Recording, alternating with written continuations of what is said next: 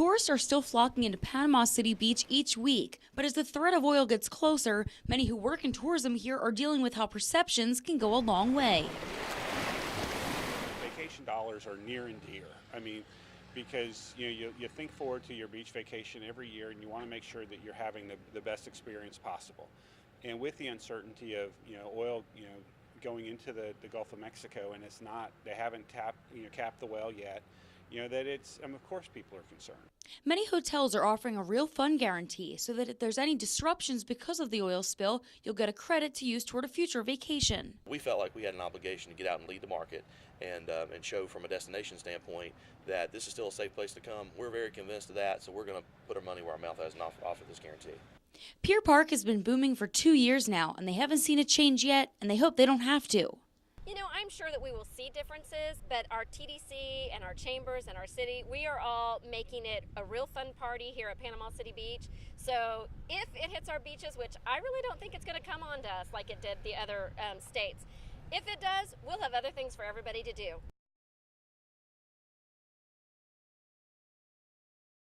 Could you split it and put 3.5 in one bag and 3.5 in another? Rebecca Harrison is stocking up on shrimp at Gandy's Seafood Market, and she's not the only one.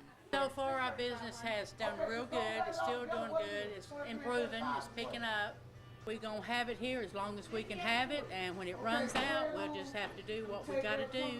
Might have to get it from Mexico, but we're going to try to keep some sort of seafood fresh in here. Seafood workers and restaurant owners are keeping their fingers crossed that the oil spill doesn't get any closer and threaten their livelihood. My husband is actually right now out fishing for fish to go ahead and fill up our freezers with some good fresh fish that's, oil free. But, if there's something comes up, we'll just change our menu and just keep going. For now, the seafood here in Panama City is safe and fresh, but residents like Harrison want to make sure they're covered should the oil get here. There's not a whole lot we can do about it. We can pray that the wind will keep in the direction so that it won't hit us, but other than that, what can we do? Day after day, fishermen along the Gulf wonder how much longer it will be until the oil arrives on their turf.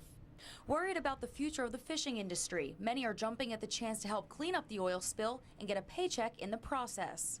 Through the Vessels of Opportunity program, commercial fishermen and charter boat captains can assist with the oil spill response. There's nobody who knows these waters better.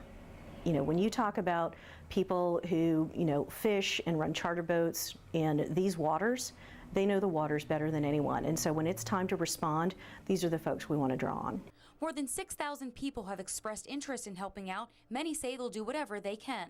Anything and anywhere they want to put me to help clean up the mess, I'd be happy to do anything. Pick up trash, whatever it takes to clean up the mess. The oil is coming and we have to do something about it. So we can't continue to fish in the areas that we can fish because we have to help or we won't be able to fish at all. The program will use as many local boats as possible, but will bring in specialized vessels if needed. In Panama City, Stephanie Salvatore, WCTV Eyewitness News. Outraged, disgusted, depressed. Those are just a few of the words to describe how people vacationing and living along the Gulf Coast feel about the continued oil spill crisis. It kind of upsets me because it's my favorite vacation spot, and if all that oil comes up, then how are people going to save it, However, if oil washed onto the shores of Panama City Beach today, would these same people be willing to help clean it up? Of course I would. I would be more than happy to help out any way that I could. If I was available to help, I'd be there in a heartbeat. Some folks say they don't want their favorite vacation spot to be spoiled, and others cite a love for the environment and all the living things in it as motivation to step up. It's the environment. The beaches are gorgeous.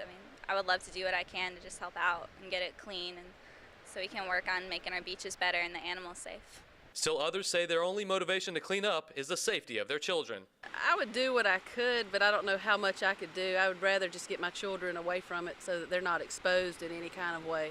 No matter what their reasons, everyone I spoke to today on the beach says they want to help clean up so their little slice of heaven isn't spoiled. Nate Harrington, WCTV Eyewitness News, Panama City Beach. We've already seen what oil from the bottom of the ocean can do to wildlife in Louisiana and other Gulf Coast states, and Florida could be no different.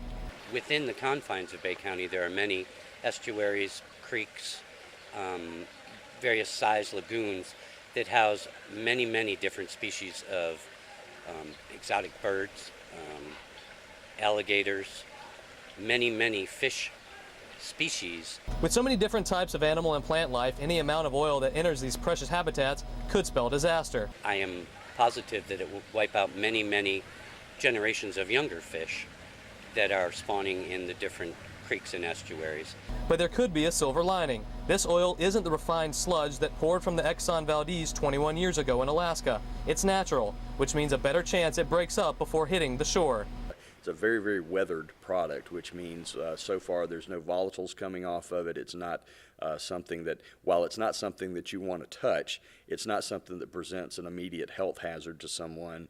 Even this may not be enough to comfort those who consider this beach precious, but it could save the shore from an even bigger disaster. I hope it doesn't come any further east, obviously, but in the areas of Florida that it has impacted, the cleanup has gone relatively smoothly.